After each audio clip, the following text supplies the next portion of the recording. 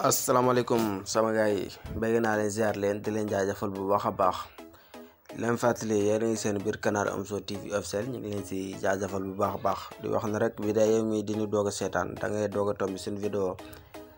nga abonné it bés cloche de notification bi bala ngay bañ di manqué seen yeneen i vidéo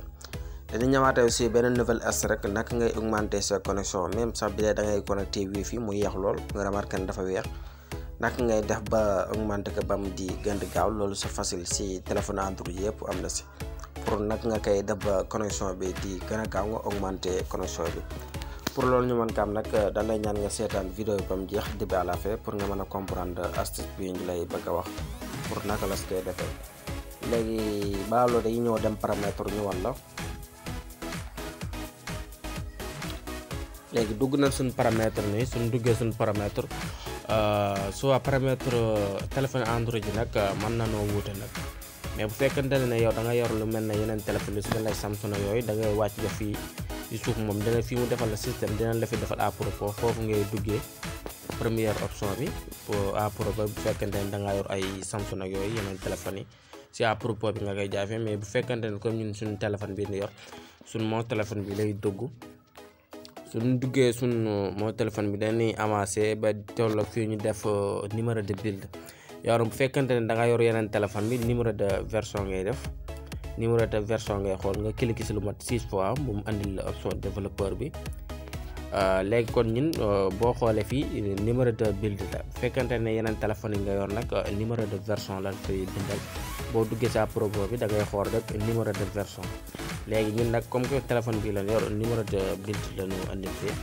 léegi dañ si cliquer lu mat 6 fois rek nii léegi boo xoolee option développeur bi moo nekk nii day daal di activé nag bu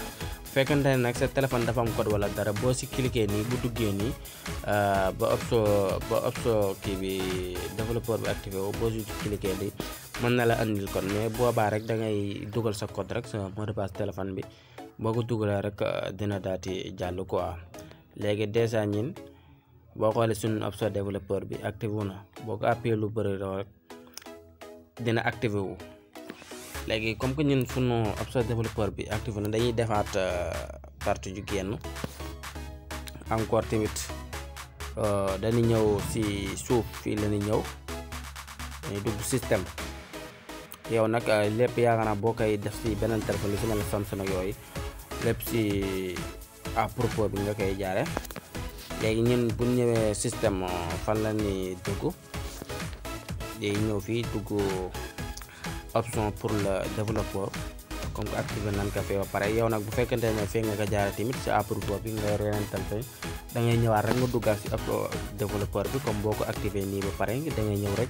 boo gisee développeur rek nga dugg si léegi dañ si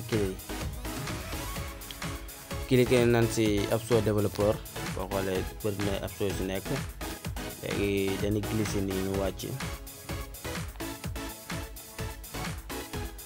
avancé ñu yéeg ni voilà léegi nag dañuy avancé ba toll ak fi mu defal la taille de tampon lii boo xoolee tamit même téléphone yeneen téléphone yi boo xoolee di nga si gis nga xool ba gis fi mu la defal taille de mémoire de tampon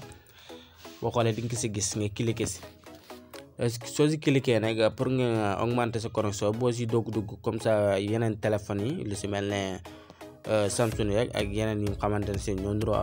paramètre moom di nga ko fekk si 64 Go wala si 256 K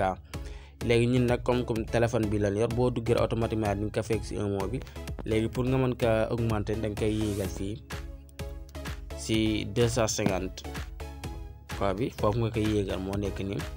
automatiquement rek boo ko defee di nga remarqué ne sa connexion bi dina augmenter bu baax a baax. di leen jaajëfal di leen ñaan ngeen seetaan vidéo yi te di ko partager di leen dig daje à la prochaine vidéo incha allah.